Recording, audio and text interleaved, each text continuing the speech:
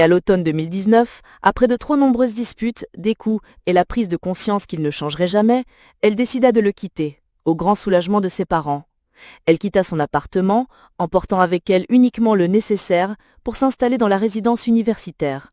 Vlad resta littéralement dans l'appartement, permettant même aux parents de Vera de payer un mois de loyer supplémentaire alors que Vera n'y vivait même pas. Il dirait plus tard à son frère que soit elle resterait avec lui, soit il la tuerait. Malheureusement, son frère Stanislav ne prit pas la chose au sérieux et pensa qu'il était seulement énervé. Au cours des semaines suivantes, Vera essaya de récupérer le reste de ses affaires. Elle appela plusieurs fois, mais soit on l'ignorait, soit Vlad prétendait être occupé. Mais soudain, sans prévenir, Vlad a appelé Vera le 12 janvier et ils convenirent qu'elle viendrait récupérer ses affaires le lendemain.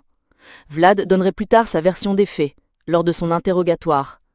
Il a dit, et je cite, « Lorsque j'ai appelé Vera le 12 janvier, je lui ai proposé de l'aider à déménager ses affaires restantes dans un autre appartement. Vera a accepté ma proposition de la rencontrer et de déménager ses affaires. Nous avons convenu que je l'aiderais à déménager le 13 janvier. Elle devait venir me voir pour récupérer ses affaires.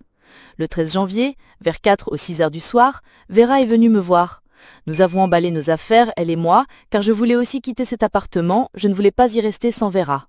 En faisant nos cartons, nous avons bu de l'alcool, principalement de la bière et de la vodka.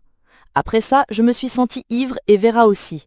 Le 14 janvier, il n'y a pas eu de conflit entre nous quand nous buvions, mais quand j'ai commencé à parler de notre relation... » Pour écouter la suite de l'histoire, merci de cliquer sur le lien ci-dessous.